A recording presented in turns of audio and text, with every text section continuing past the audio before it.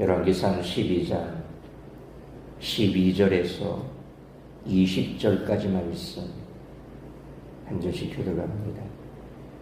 3일 만에 여로보암과 모든 백성이 르호보암에게 나왔으니 이는 왕이 명령하여 이르기를 3일 만에 내게로 다시 오라 하였습니다.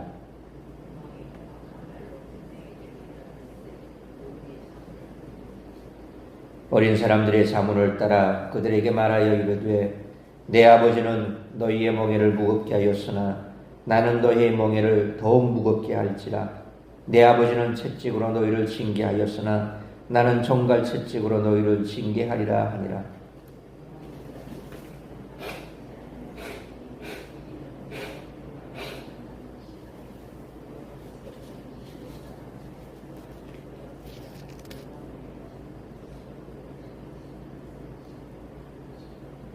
온 이스라엘이 자기들의 말을 왕이 듣지 아니함을 보고 왕에게 대답하여 이르되 우리가 다윗과 무슨 관계가 있느냐? 이새의 아들에게서 받을 유산이 없도다. 이스라엘아 너희의 장막으로 돌아가라. 다윗이여 이제 너는 내 집이나 돌아보라 하고 이스라엘이 그 장막으로 돌아가니라.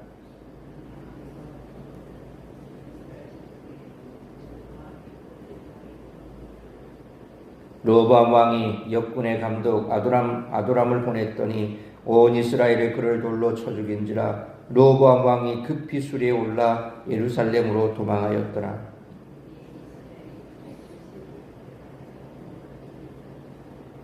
(20절) 같이 읽습니다.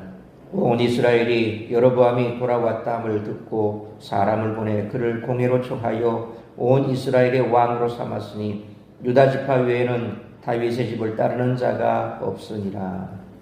아멘. 오늘 본문은 성도들에게 리더의 모습에 대해 숙고하게 합니다. 우둔한 르호보암의 모습은 공동체가 경험할 수 있는 최악의 어려움인 분열이 어떻게 발생하는지를 보여줍니다.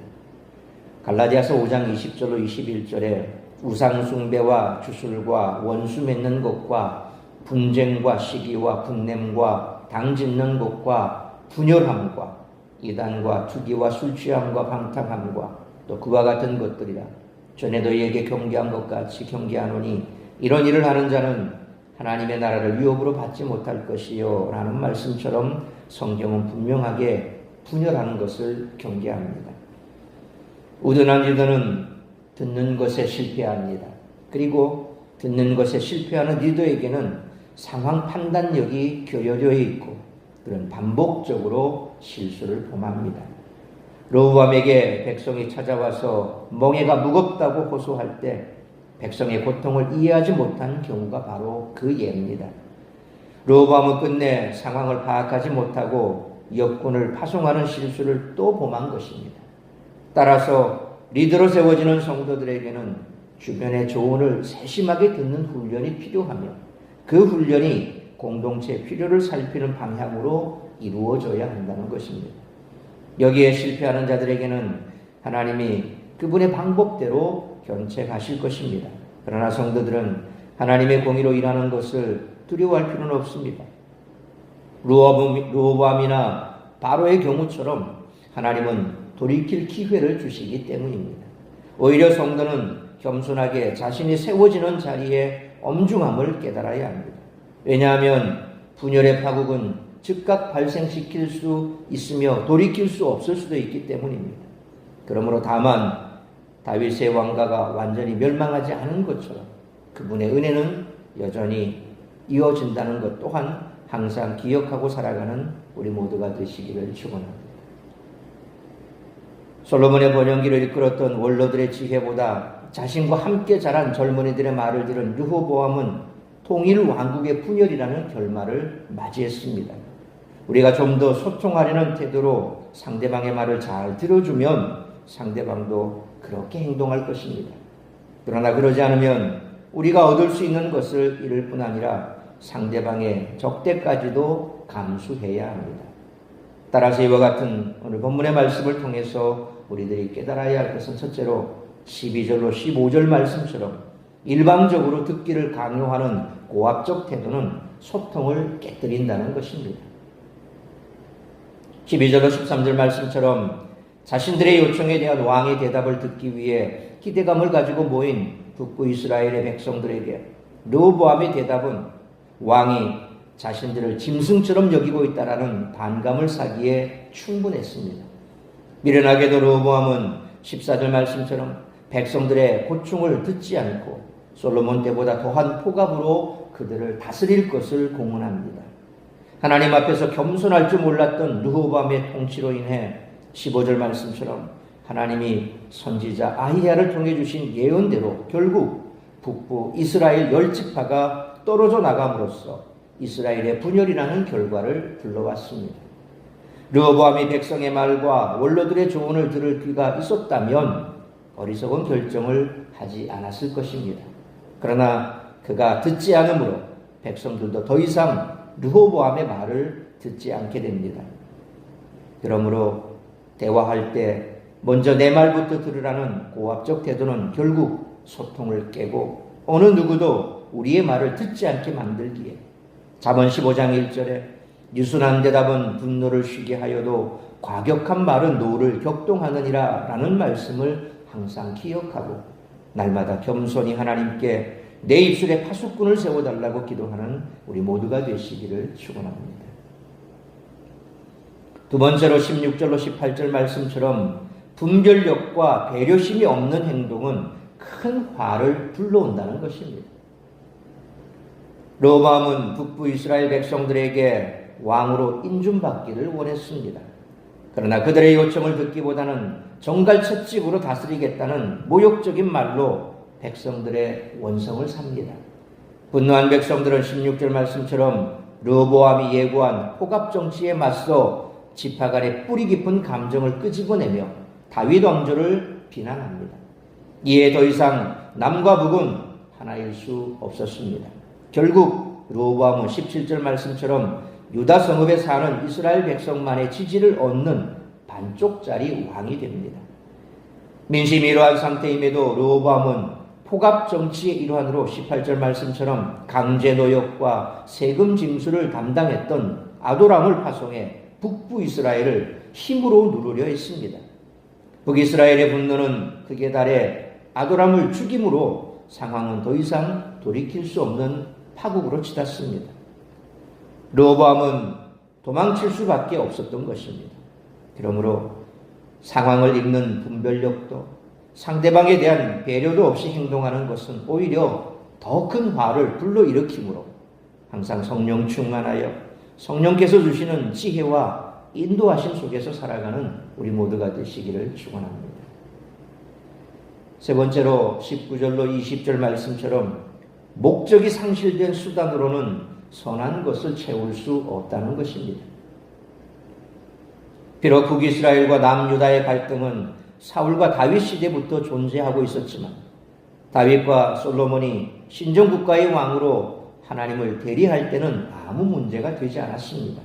그러나 왕이 하나님의 법도와 율례로 통치하지 않자 19절 말씀처럼 이스라엘은 타락과 분열의 역사에 들어섭니다.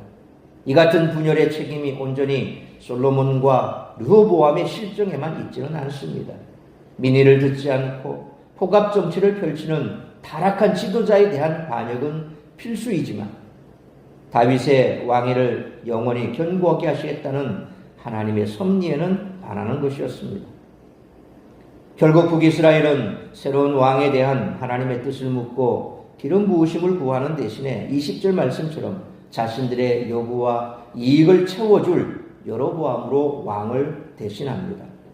그러므로 목적이 상실된 수단으로는 선한 것을 채울 수 없으므로 매사에 하나님의 선하시고 기뻐하시는 뜻을 쫓아 우선순위가 분명한 삶, 하나님의 뜻을 이루는 삶을 살아가는 우리 모두가 되시기를 축원합니다. 사랑하는 성도 여러분, 이스라엘은 급격하게 갈등의 골이 깊어져 결국 남북의 왕이 따로 세워지는 분열 국가가 됩니다. 대접받기만을 바라는 마음이 아니라 먼저 대접하는 마음을 가졌다면 역사는 변했을 것입니다. 우리가 하나님을 먼저 영접하는 마음으로 사명을 감당한다면 우리의 삶에 주님의 큰 은혜가 임하게 될 줄 믿습니다. 그러므로 잠언 15장 1절에 유순한 대답은 분노를 쉬게 하여도 과격한 말은 노를 격동하니라는 말씀을 항상 기억하고 날마다 하나님께 내 입술에 파수꾼을 세워달라고 기도하고 항상 성령 충만하여 성령께서 주시는 지혜와 인도하심 속에서 살아가야 할 뿐만 아니라 하나님의 선하시고 기뻐하시는 뜻을 쫓아 우선순위가 분명한 삶, 하나님의 뜻을 이루는 삶을 살아가는 우리 모두가 되시기를 주님의 이름으로 축원합니다. 기도하겠습니다. 거룩하신 아버지 하나님, 은혜와 사랑을 감사합니다. 오늘도 우중이라도 새벽을 깨워 말씀으로 예배로 하루를 시작하게 하시니 감사합니다.